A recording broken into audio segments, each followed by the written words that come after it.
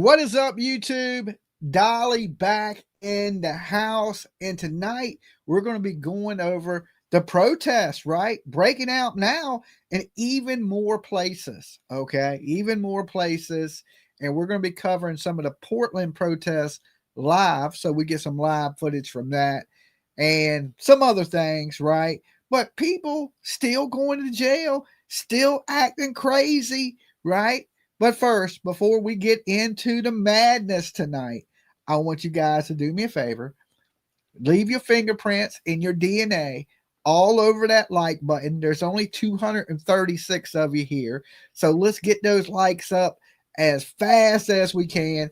And of course, if you're brand new and this is your first time watching, make sure you sub up the channel, ring the bell for notifications. Usually late night here, we have been covering a lot of what's going on in the protest and the riots. Some people call them riots. Some people call them protests. Some people say they're peaceful protests.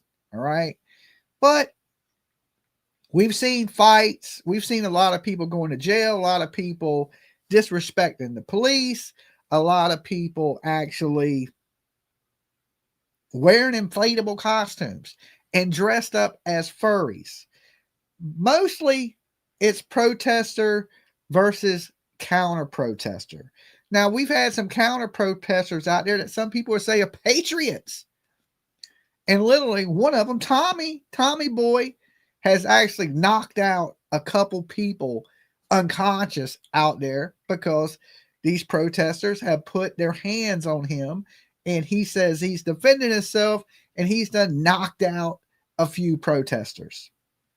Now, he's also found himself in some legal trouble, of course, and he got to be 200 feet away from the ICE facility at all times, or he breaks a court order. Protesters gone wild, Dolly. Absolutely. And, you know, that's my favorite part of them, is watching people act a fool, right? I think it's enjoyable. It's like watching a train wreck just 100 miles an hour into a brick wall. Okay. Now, here's the crazy thing. I don't think these people can actually see, these protesters, what's truly going on. And I'm going to give you a prime example of that right here, right now. Okay. Now, when I say they can't see what's going on, I mean literally they cannot see what's going on. All right, let me pull this video up for you guys.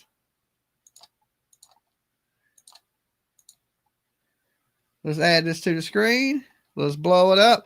Let's jump into it. Arrest caught on camera as federal agents drag away a blind protester at Portland's ICE facility. At 5 o'clock, I'm Jeff Gianola. I'm Elizabeth King. Protesters caught the controversial arrest on video Saturday. Now to our Ariel Sock. She spoke with some of them. And Ariel, what did they say?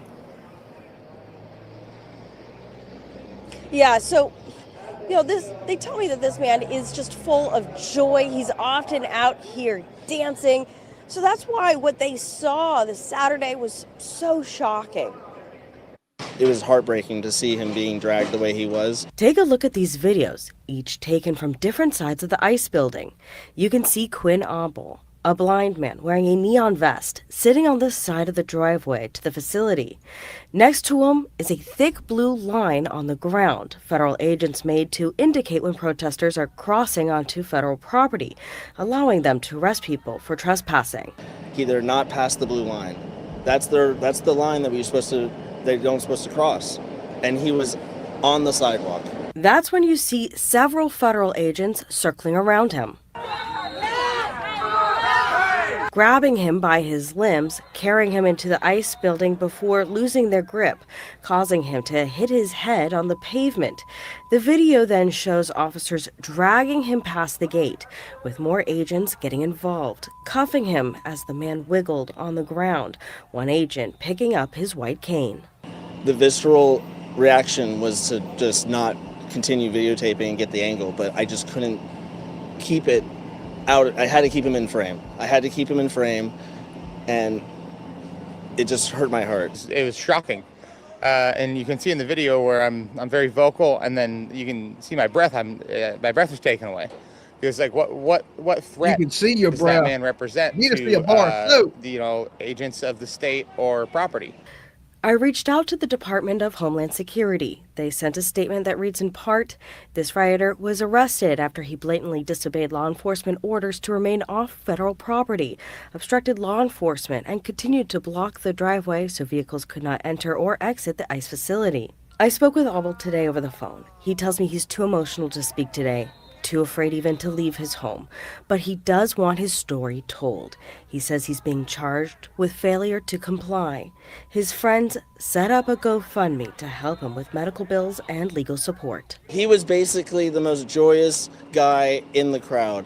Honestly, whenever I saw him in the crowd, every day it brought a smile to my face. He is the life of this party that we're having on the street, and they took him away. Here's the thing. This ain't a party, right? The life of the party. See, that's what y'all trying to do, is y'all trying to have a party outside of a federal building. This ain't a place for a party. Now, if you want to protest, stand on the sidewalk, protest, right? Everybody has the right to protest. Okay, even the blind man. You have the right to protest. You have the right to get out there and voice your opinions. You know, I believe in the Constitution. You have those rights.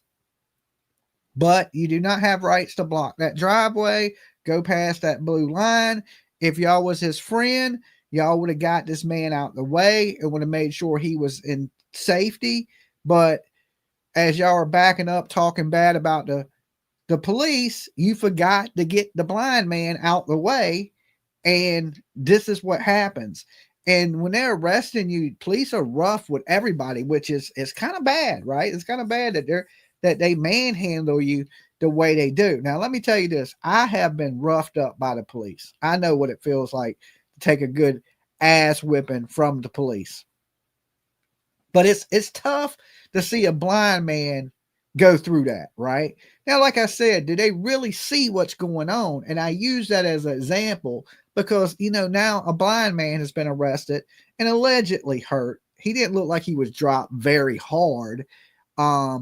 And even then, when you're being arrested, you know what they say is don't resist the police. Okay. Don't resist the police, because your job ain't to fight with the police. Your job is to fight in court, right? Is to prove your innocence. Fighting with the police only makes situations worse. And some of those police officers may not have known he was blind. Okay. Or they may have, and they were just over him being in the way. Whichever one it is, it's not good. What's happening out there is not good. And this man right here, instead of videotaping it, he said, I couldn't get him out in the frame. I didn't want to, and I felt so bad. You rather videotape this man getting hurt than help this man get out the way so he's not trespassing. Why didn't y'all tell him, hey, you're past the blue line, buddy. Come back here. We're just looking out for you. We don't want you to go to jail. We don't want you to get hurt. But no, you think it's a party out there. Okay, you come to party. You didn't come to protest. Just like the people dancing in the street, they come to party. They didn't come to protest. Does this dude look like he's actually gives two shits about illegal immigration? No, they come out there, and the other guy truly looks homeless. Not to be mean or to badger that guy, but he truly looks like a homeless guy that just climbed out of his tent and was like, yeah, they roughed him up pretty bad. Like, look, dude, move your tent away from the building. Y'all get out in front of the building. Listen, go to New York. They're right now, ICE is conducting raids right now in New York, and they're pretty bad. They're arresting tons and tons of people right there in Manhattan. And you could be out there protesting that, standing on the side of the roads, holding signs, don't arrest illegal immigrants. But y'all picked this battle when y'all should be like rallying people. So when it's time to vote, to get out and vote. That's why they have that campaign, you know, during the election, to get out and vote, because if you want laws to be different, you have to change those laws. Screaming at a building in Seattle is not changing laws. Okay. Hello, everybody that's just joining us. And thank you, Breezy, for getting on the Blessed Express. Somebody got to keep Dolly's lights on, and Breezy's the man or woman. I don't know which one you are, but thank you for getting on the Blessed Express with us. And listen, if you got people out there, we've seen these people out here, they use people that have mental health problems, right? We've seen the man out there that has mental health problems, and they encourage him to burn flags and to do things that are not to rile people up, cussing and screaming and using foul language. We've seen that, right? Y'all have seen that with me over the last week of the guy that's out there, the older man, and he's just out there trying to fight people, screaming, cussing.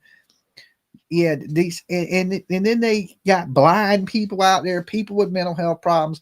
But the thing is this, when you know them guards are coming, get these people out the way. If they're not, if they're not, say, mentally sound and they don't know to get out the way, get them out the way. If they're blind, of course, lead them out the way, right? But no, y'all just left this guy out there.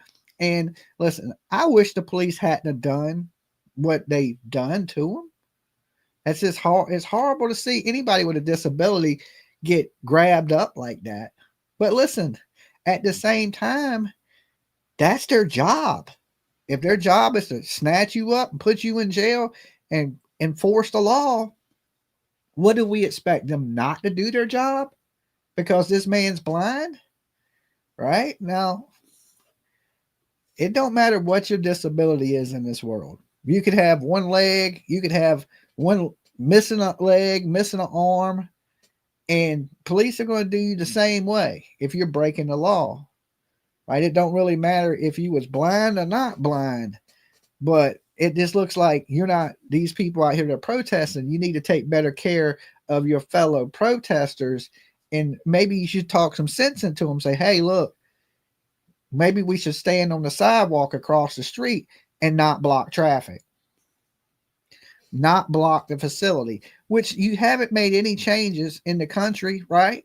Nothing's changed. Right now, ICE is running up on people.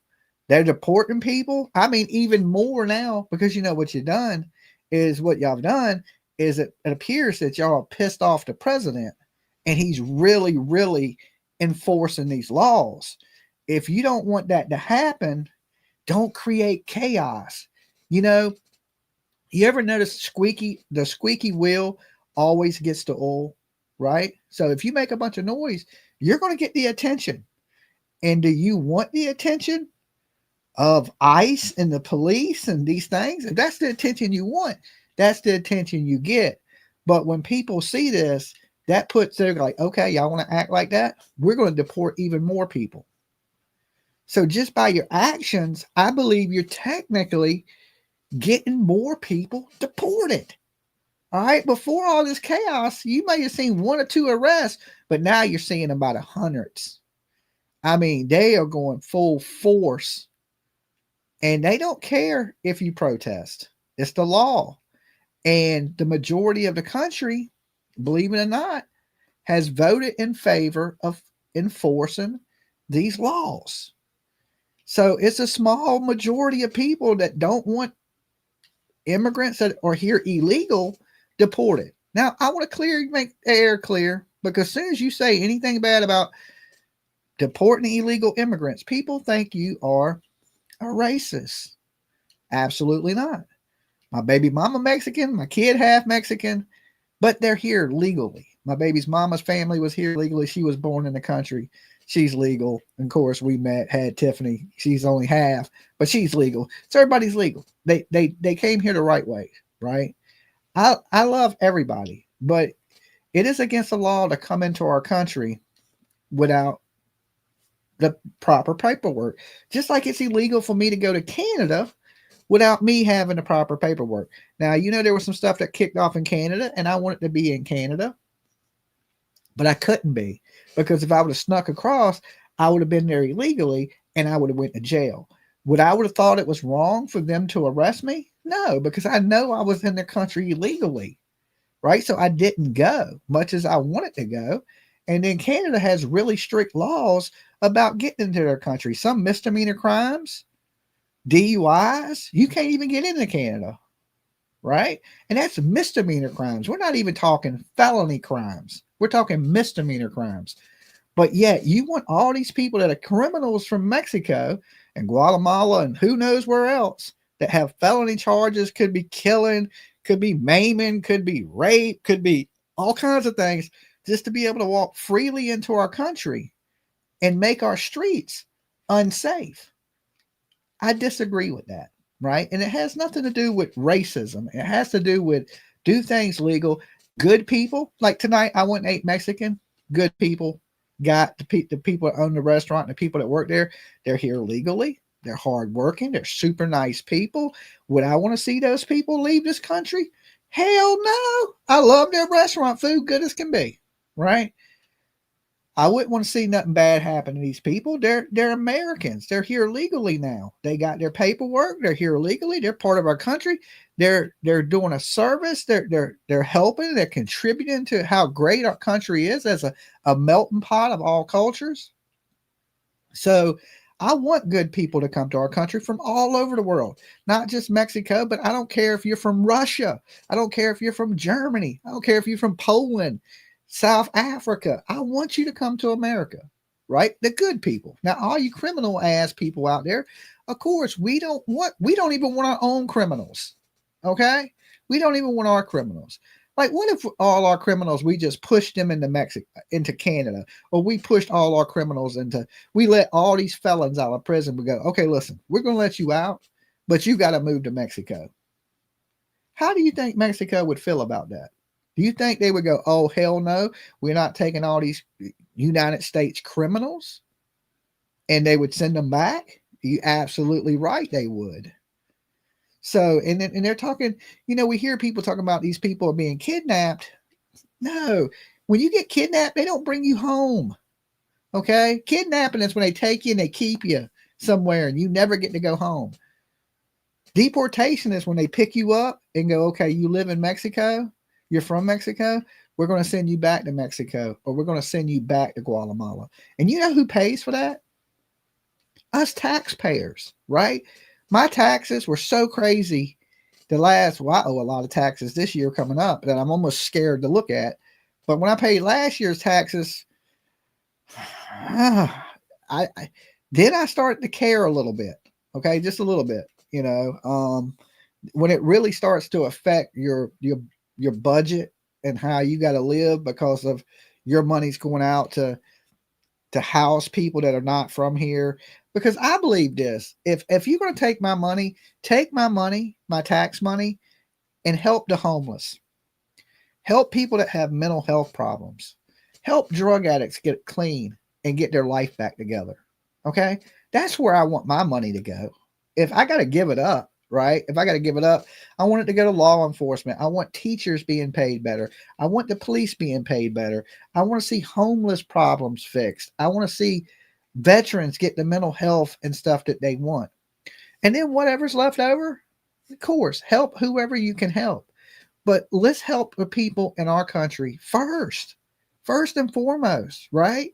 Listen, we send so much money out of this country to help other countries, but yet you can walk down the street and see homelessness, drug addicts. There's no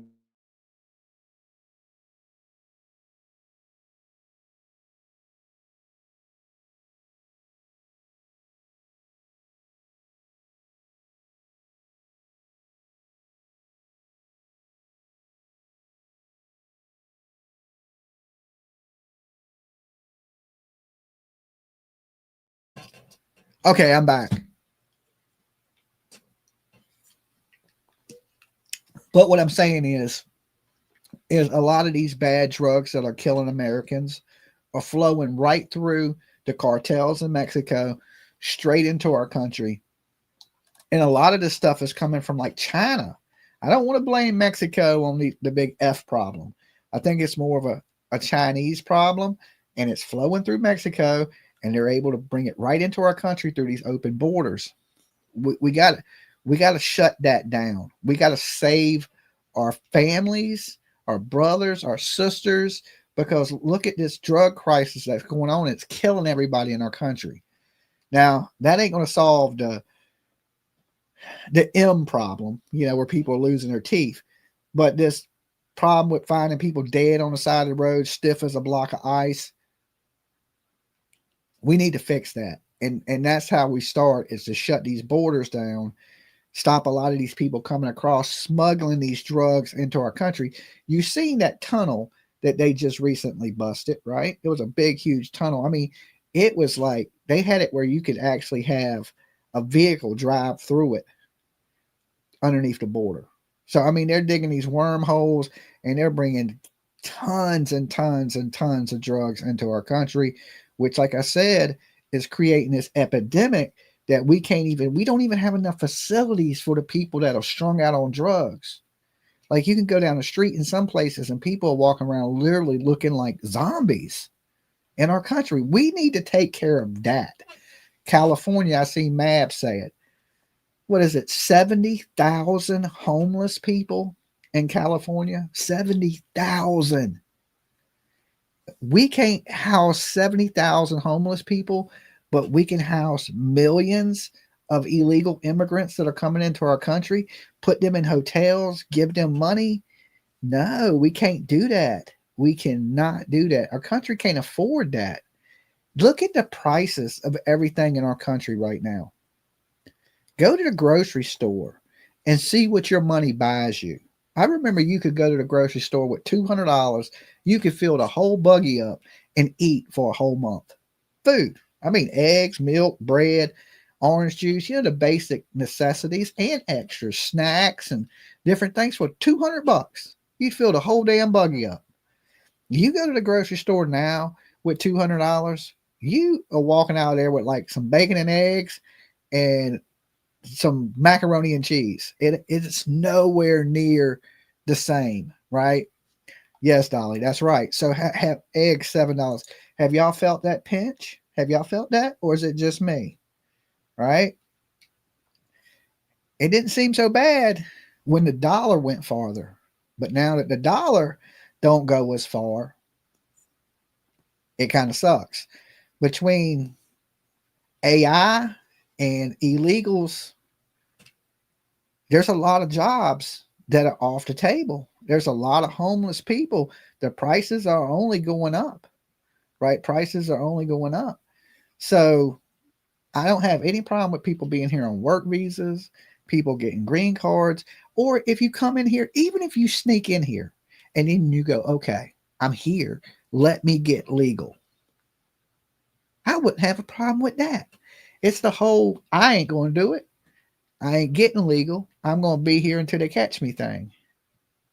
That is a burden on our system. Hospitals, schools, it's straining everything in our country. So I know a lot of people hate this saying, America first, right? Don't have anything to do with color or race, but just our people first. Listen, I don't have any problem with helping people around the world, but let's take care of some of these problems here at home first, is all I'm saying.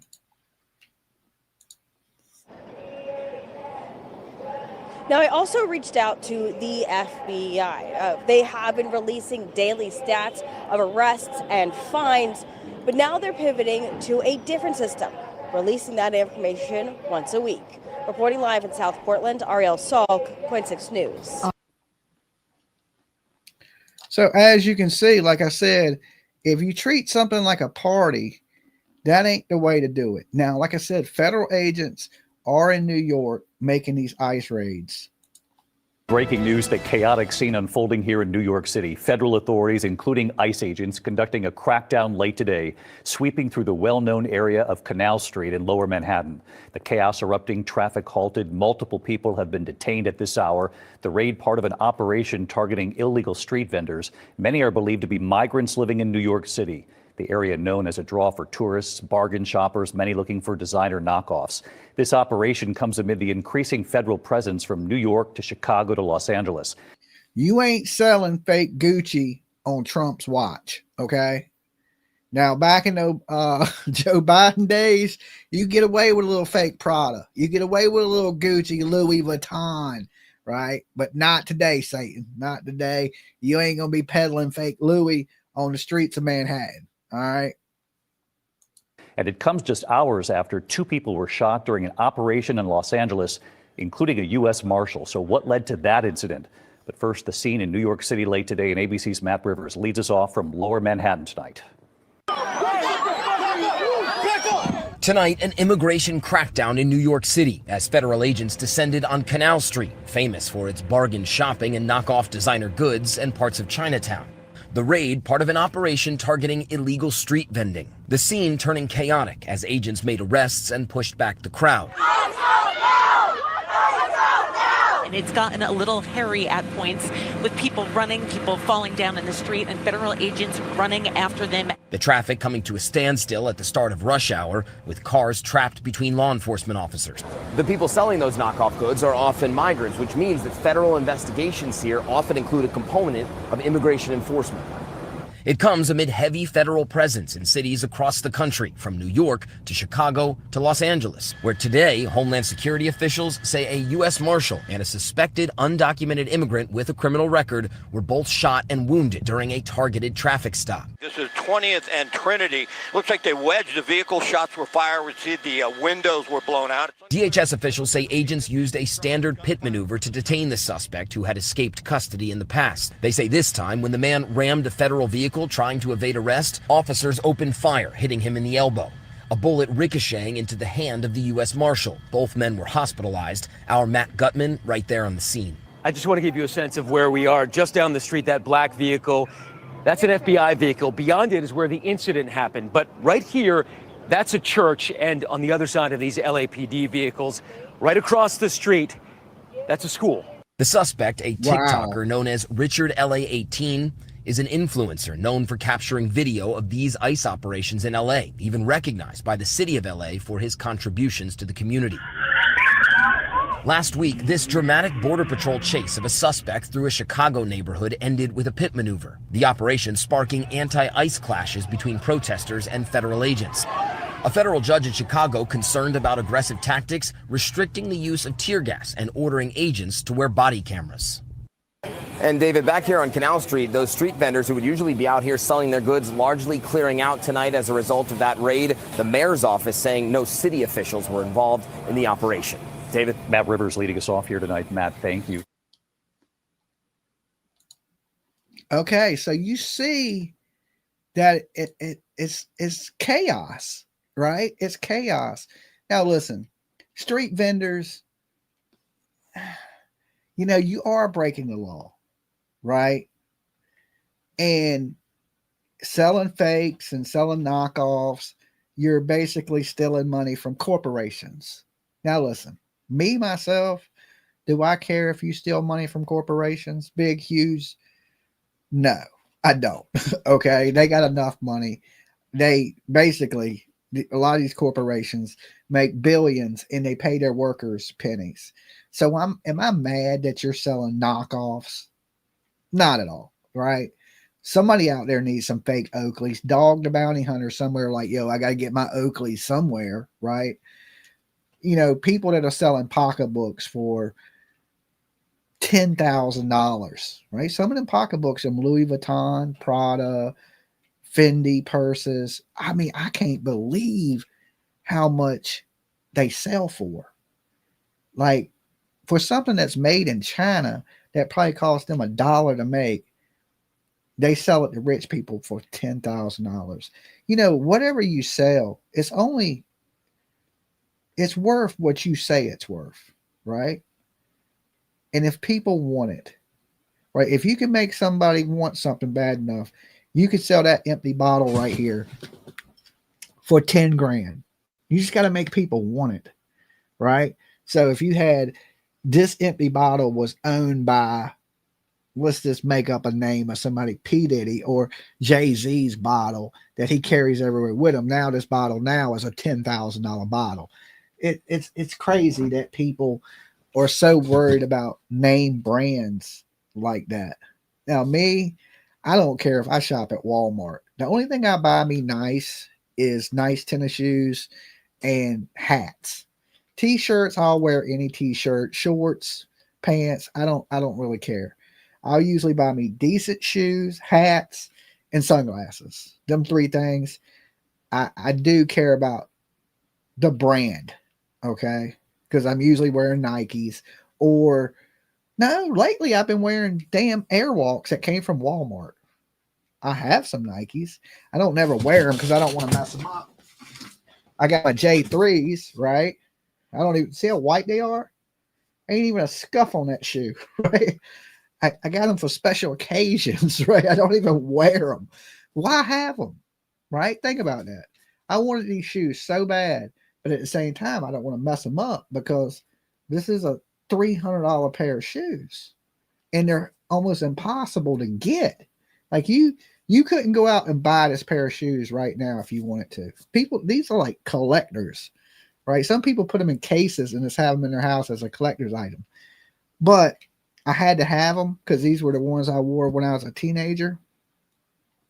But I never want to wear them because I don't want to mess them up. So they just kind of sit here and look pretty, right? But so I get it. Like, I'm a little bit of a name brand whore when it comes to like my shoes and any Raiders cap. It don't really matter. Or baseball cap. I wear all kind of different caps. But this shoes is basically all I care about.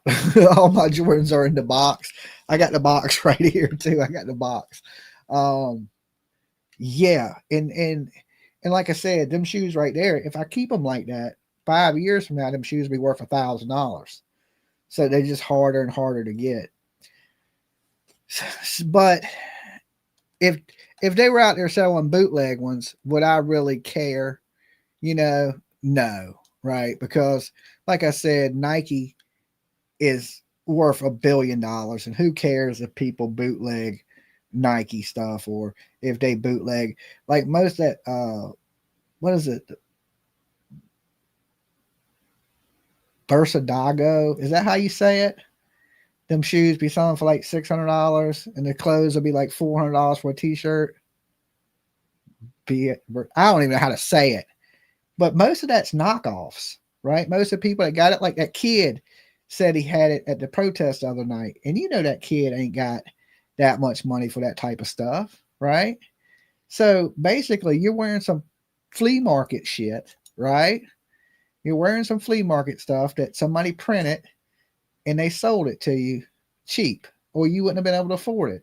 Like, I could go in there and bootleg them shirts right now. I bought a pair of Air Jordans at the thrift store for $5. Well, all Air Jordans ain't expensive. There's a certain set of Air Jordans. Anybody that knows about Jordans will tell you this. Some Jordans you can get for $3, right?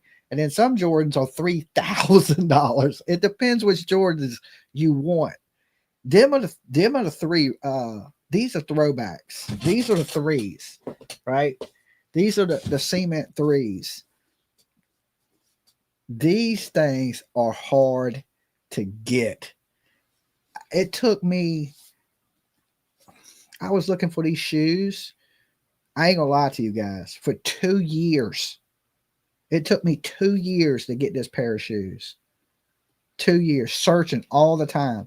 At least I'd search once a month for these shoes. And then finally, I found somebody that had them brand new in the box with the receipt. And I was like, I got to have them. I got to have them. And I drove a good ways to meet this dude to get these shoes. And I've only wore them once. And you can see, because look, the bottom of them ain't even dirty. Right? The bottom of so I don't even wear them outside. I'll carry them out, put them in, then put them on. These shits don't touch the ground. Right. So but that's the point. Some people, like, there's certain things that, like, it's the rarity of it. Right. It's like you can't just walk in a store and buy that. If you could, I would have had them years ago, right? It's the whole finding them, getting them, it's part of the thing, supply and demand. Like, if there is no supply, the demand is really high because there's no supply of them.